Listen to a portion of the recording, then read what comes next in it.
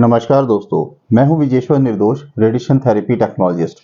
दोस्तों, आपने अक्सर सुना होगा जब भी कभी कैंसर से रिलेटेड कोई क्लिनिकल ट्रायल्स या कोई अपकमिंग डेवलपमेंट के बारे में बात होती है, तो हमेशा ये कहा जाता है कि ये दवाई अब एडवांस स्टेज या स्टेज 4 कैंसर में बहुत ही ज़्यादा फ़ायदा पहुंचाती है मरीज़ को, या अब इस दवाई का बहुत ही अच्छा इम्पैक्ट पड़ेगा स्टेज 4 कैंसर पे। इस दवाई के स्टेज 4 में बहुत ही अच्छे रिजल्ट्स देखने को मिलेंगे। कभी दोस्तों आपने जानने की कोशिश की है कि हमेशा स्टेज 4 की या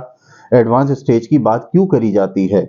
जबकि कैंसर को अगर हम शुरुआत में ही रोक लें, तो ये बहुत ही बेटर रहेगा कि हमारे शरीर में कैंसर जैसी बीमारी हम घर ही ना करे या हमारे शरीर में एग्जिस्ट ही ना करे। मगर दोस्तों, इसका एक बहुत बड़ा कारण है और वो कारण मैं आपको बताने जा रहा हूँ इस वीडियो में, तो वीडियो को ध्यान से सुनिएगा ताकि आपको बहुत सारी इंफॉर्मेशन मिल सके। तो दोस्तों, मैं यहाँ पर आपको बताना चाहता हूँ कि स्टेज 4 में ही क्यों सारे ट्रायल्स चलते हैं और स्टेज 4 में ही क्यों हम दवाइयों के जो कैंसर को ख़त्म करती हैं या ख़त्म कर सकती हैं, जो क्लिनिकल ट्रायल्स में चल रही हैं, स्टेज 4 में ही अक्सर क्यों बात किया करते हैं। दोस्तों, स्टेज 4 जो कैंसर की वो सबसे एडवांस स्टेज होती है और उसके बाद कैंसर बहुत पूरे शरीर में फैल चुका होता है और डॉक्टर के पास कोई ऑप्शन नहीं होता और उसको हम क्योर नहीं कर सकते हैं। तो दोस्तों, यहाँ पर हम स्टेज 4 की इसलिए बात कर रहे हैं क्योंकि इनिशियली जब कोई कैंसर का मरीज अपना इलाज कराता है, तो वो स्टेज 1 2 हो, तो उसमें स्टेज को जो कैंसर होता है उसको हम क्योर कर देते हैं। उसको ट्रीटमेंट मिल जाता है, उसका ट्रीटमेंट सर्जरी से हो जाता है, कीमोथेरेपी से हो जाता है, रेडिएशन थेरेपी से हो जाता है, या और भी बहुत सारी थेरेपीज़ हैं, उनसे पेशेंट का इलाज हो जाता है। तो दोस्तों, हम इस स्टेज में तो पेशेंट को क्योर कर सकते हैं क्योंकि हमारे पास बहुत ही अच्छे मेडिकल साइंस में ऑप्शंस अवेलेबल हैं और बहुत सारी मोडेलिटीज़ हैं जिनको हम यूज़ करके या उनका सहारा लेकर के कैंसर के सेल्स को ख़त्म कर देते हैं। मगर दोस्तों, यहाँ पर हमारे पास स्टेज 4 कैंसर के लिए कुछ नहीं है, बस यहाँ पर हम सिंक्रोमैटिक ट्रीटमेंट ही दे पाते हैं। और दोस्तों, रिसेंट में ही टाटा की रिसर्च में ये सामने आया है कि जब रेडिएशन थेरेपी से और कीमोथेरेपी से पेशेंट के कैंसर का इलाज किया जाता है, तो उसमें एक सब्सटेंस रिलीज होता है जहाँ पर कैंसर के सेल्स का डीएनए डैमेज होता है, कैंसर का सेल मरता है या उसको रेडिएशन से कीमोथेरेपी से मारा जाता है, तो उसमें से एक सब्सटेंस रिलीज होता है जिसको हम क्रोमेटिन सब्सटेंस बोलते हैं।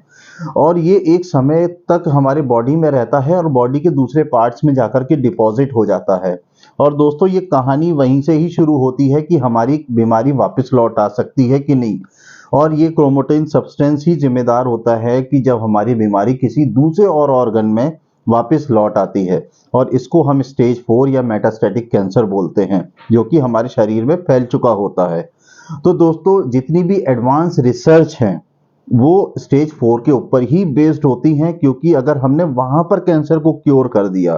तो अर्ली स्टेज में तो हमारे पास ऑप्शंस हैं ही और हम उनको बहुत ही अच्छे से क्योर कर लेते हैं, इसमें कोई डाउट ही नहीं है। तो दोस्तों, जो पेशेंट के मन में शंका रहती है, क्या मेरी बीमारी वापस लौट आएगी, मुझे 5 साल हो गए, 3 साल हो गए, 10 साल हो गए, कहीं मेरा कैंसर वापस तो नहीं आ जाएगा।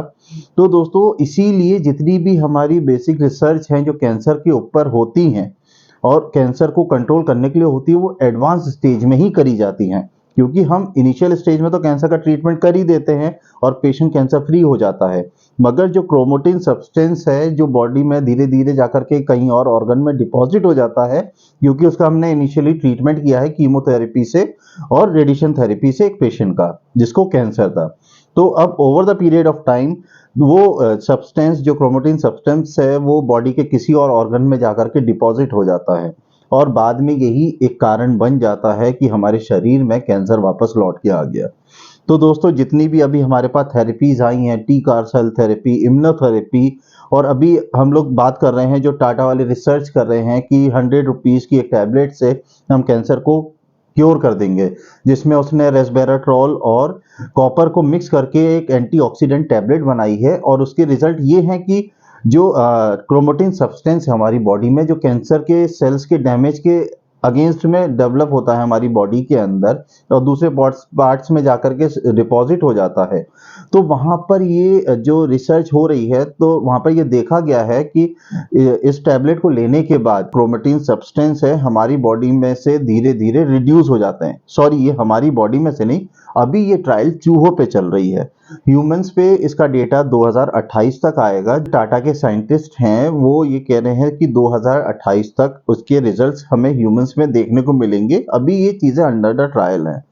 तो दोस्तों मेरा इस वीडियो को बनाने का मकसद ये है कि अक्सर हमारे मन में क्वेश्चन आता है कि हम स्टेज 4 को ही क्यों क्योर कर रहे हैं। क्योंकि दोस्तों हमारे पास स्टेज 1 2 के लिए बहुत अच्छे ऑप्शंस हैं और एडवांस स्टेज के लिए हमारे पास ऑप्शंस बहुत ही लिमिटेड हैं। और जिसकी वजह से जितने भी ट्रायल्स होते हैं, जितनी भी अपडेटेड मेडिसिन आती हैं या कीमो की मेडिसिन आती हैं, इम्यूनोथेरेपी की आती हैं, टारगेटेड थेरेपीज आती हैं,